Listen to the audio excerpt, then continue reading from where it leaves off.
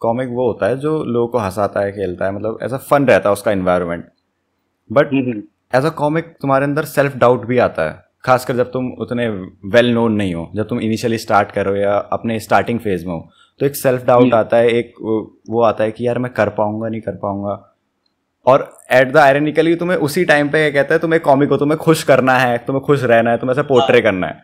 तो वो कैसे होता है आपसे, वो कैसे डील करते हो? देखो, इसके इसके आंसर दो तीन तरह से दे सकते हैं। एक हम्म। तो आंसर जो बडिंग कॉमिक को डिसअपॉइंट कर दे, हम्म।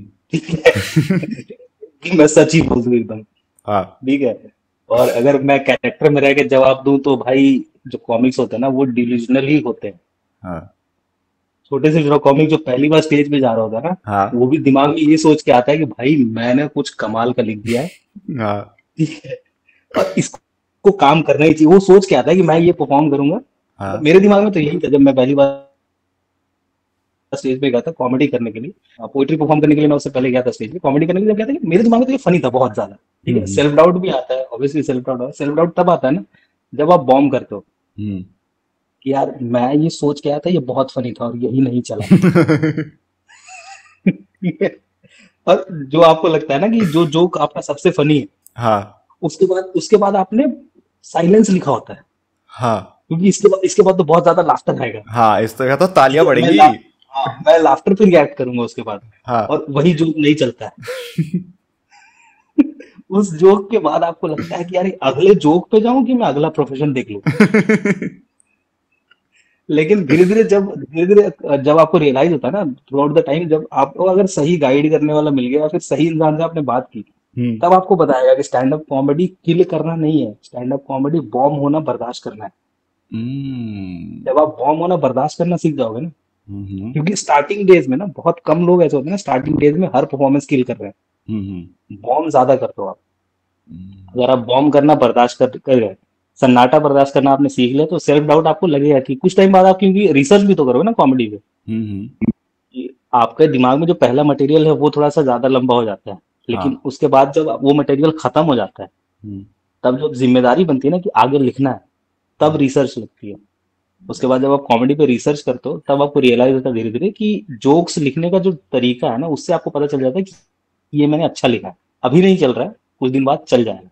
हम्म। ऐसे धीरे धीरे जब कॉन्फिडेंस बिल्ड होता है ना कि अब मैं लिखना सीख रहा हूँ धीरे धीरे, तब वो सेल्फ डाउट वाला पार्ट धीरे धीरे कम होता है, कि थ्रू आउट द टाइम धीरे धीरे हो जाएगा कुछ।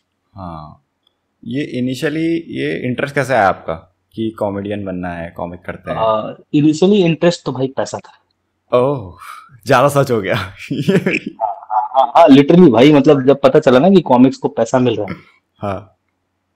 तो ये तो मुझे भी चाहिए था। ये तो हाँ, मुझे सही में हाँ नहीं, ये, ये काफी सही बात है और काफी ऑनेस्ट आपने जवाब दिया, पता हाँ है, हाँ हाँ क्योंकि मतलब अगर मेरे हिसाब से अकॉर्डिंग टू मी 90% लोग होते हैं जो ऐसी कैमरे के आगे जो आना चाह रहे हैं वो पैसे देख के आते हैं।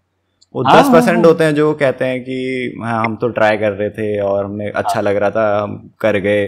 मुझे तो वो भी झूठ लगता है। मैं 99% लोग हैं हाँ, जो पैसे के चक्कर में आ रहे हैं। नहीं, झूठ मुझे नहीं लगता, लेकिन मैं अगर अपना बताऊं ना, अगर मैं पॉडकास्ट पे अपने लिए बात करूं, मास के लिए अगर बात करूं, तो लोगों को लगता है कि ये ट्रेंड चल रहा है ना। अगर हाँ। तुमको याद होगा कि नहीं याद होगा, कुछ टाइम पहले ना स्टैंड अप कॉमेडी की बाहर आने से पहले हम्म। पोएट्स की बाहर आई थी। हाँ, शायरों की आई थी। यॉर्क हाँ, यॉर्कोट ऐप नया नया आया था। हम्म। उस यॉर्कोट ऐप ने ओपन माइक्स को वायरल करा सब जगह। हम्म। तो लोग पोइट्री परफॉर्म कर रहे थे। धीरे धीरे जब स्टैंड अप कॉमेडी फटी, हम्म। उसके बाद जो कॉमिक्स बने भाई, हम्म। और ट्रेंड फॉलो करते हैं लोग, नो डाउट ट्रेंड फॉलो करते हैं, ठीक हम्म। है, ट्रेंड फॉलो करते हैं। मेरे साथ सीन ऐसा था ना कि मैं लिख रहा था क्योंकि बहुत टाइम से, और मुझे हर तरह की लिखावट सीखनी थी। मुझे पोइट्री भी लिखनी थी, मुझे नज़में लिखनी थी, गजलें लिखनी थी, कविताएं लिखी मैंने, हम्म। दोहे लिखना सीखा। तो हम्म। मुझे हर तरह की राइटिंग सीखनी थी। और इन सब के बीच में ना ह्यूमर था बचपन से ही। हम्म। ह्यूमर ऐसी चीज है ना कि ह्यूमर, आप अगर आपके पास नहीं है ह्यूमर, हम्म। तो आप सीख नहीं सकते। हाँ। थोड़ा सा है, प्रैक्टिस करके उसको बढ़ा सकते हो। हम्म। ह्यूमर अगर आप में एकदम नहीं है, एकदम हम्म। आप बेवकूफ हो, तो भाई नहीं सीख सकते ह्यूमर। तो ह्यूमर था ही। धीरे धीरे राइटिंग, क्योंकि राइटिंग की टेक्निक्स मुझे सीखने में मजा आ रहा था। हम्म। स्टैंड अप कॉमेडी देखी तो लगा कि यार ये लॉजिक समझ आ रहा है मेरे को, जोक्स का लॉजिक समझ आ रहा है। हम्म। फिर मैंने एक बार ट्राई करा, हम्म। मैं बॉम्ब कर गया। ओके। ठीक है, ट्राई करा, बॉम्ब कर गया, लेकिन जो लोग उस दिन परफॉर्म कर रहे थे ना, हाँ। उनको सुन के भी लगा कि यार इनसे अच्छा तो मैं लिख सकता हूँ, मेरा हम्म। पहली बार था इसलिए बॉम्ब हुआ हूँ। हम्म। तब लगा कि नहीं, और मैं थोड़ा सा ऐसे कॉम्पिटिटिव हूँ, हम्म। तो लगा कि मेरे से अच्छा कैसे करके चलेगा। फिर मैंने धीरे धीरे लिखना शुरू करा, रिसर्च करना शुरू करा। और मेरा सीखने का प्रोसेस ये है कि मैं राइटिंग के बारे में पढ़ता था ना, तो हम्म। राइटर्स को नहीं पढ़ता था, लिखना हम्म। कैसे वो पढ़ता था। यहाँ हाँ। से इंटरेस्ट बिल्ड हुआ कि कॉमेडी लिखनी कैसे है। हम्म। फिर आर्टिकल्स पढ़े, ओके। उसके बाद आर्टिकल में जो नोट्स मुझे मिले और कॉमिक्स को देखा ये फॉलो कर रहे हैं, हम्म।